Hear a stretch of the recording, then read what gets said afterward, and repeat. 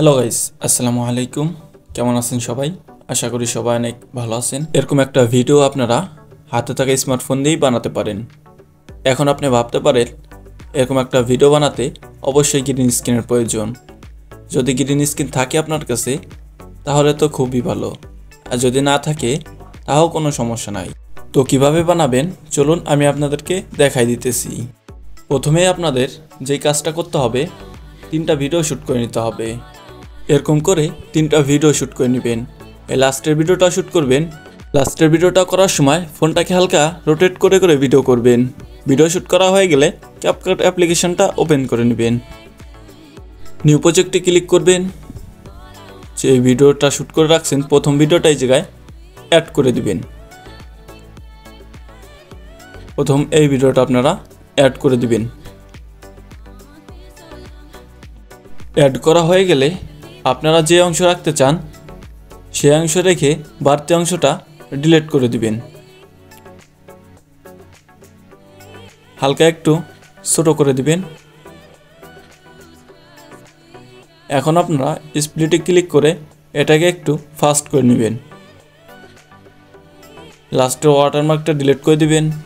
এখন আপনারা দ্বিতীয় ভিডিওটা অ্যাড করে দিবেন এই জায়গায়।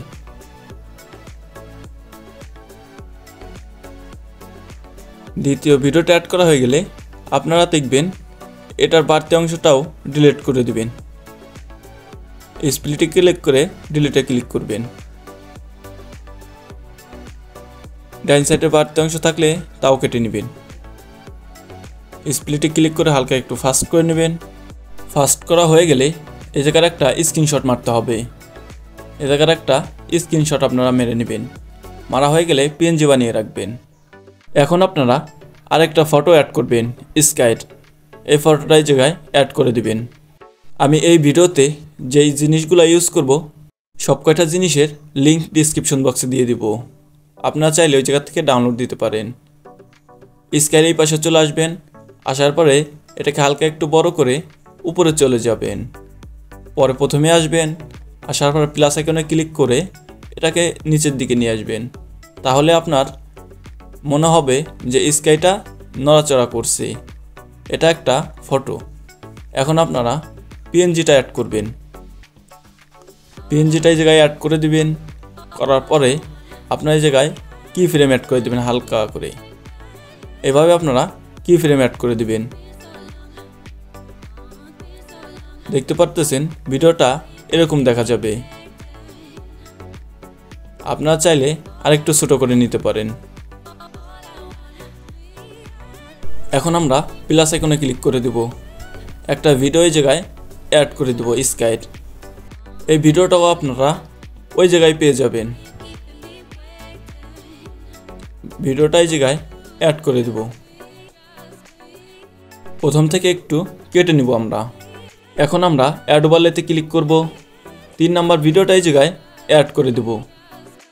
অ্যাড করা হয়ে গেলে আমরা এটাকে ব্যাকগ্রাউন্ডটা রিমুভ করে নিব। রিমুভ করার জন্য রিমুভ বিজিতে ক্লিক করব, অটো রিমুভে ক্লিক করব। আমাদের ভিডিওর ব্যাকগ্রাউন্ডটা রিমুভ হয়ে গেছে। এখন দেখতে পারতেছেন ভিডিওতে আমার টুলটা দেখা যাইতেছে। মার্কসে ক্লিক করব, সার্কেলে ক্লিক করে দেব। এই যে দেখতে পারতেছেন সার্কেলে ক্লিক করব। সার্কেলে ক্লিক করা হয়ে গেলে আমরা আমাদের ভিডিও অনুযায়ী বসাই নিব। এই যে দেখতে পারতেছেন এইভাবে আপনারা বসায় নেবেন। কি ফ্রেম ইউজ করবেন আপনারা দেখবেন যে জায়গা থেকে টুলটা দেখা যায় ওই জায়গায় এইভাবে হালকা হালকা সরাই সরাই দিবেন। এভাবে আপনারা কি ফ্রেম ইউজ করে ফেলবেন। দেখতে পারতেছেন কিভাবে করতেছি, আপনারা ওইভাবে করে ফেলবেন। তাহলে আর টুলটা দেখা যাবে না। আর যারা যারা এখন আমার চ্যানেলটা সাবস্ক্রাইব করেন নাই অবশ্যই চ্যানেলটা সাবস্ক্রাইব করে ফেলুন। এইভাবে আপনারা কি ফ্রেম অ্যাড করে দিবেন। সুন্দরভাবে অ্যাড করে দিবেন।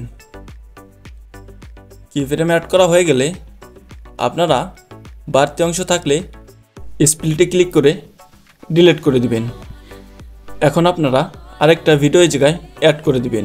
অ্যাড ওভারলেতে ক্লিক করবেন। করার পরে ওই ভিডিওটা এই জায়গায় অ্যাড করে দিবেন।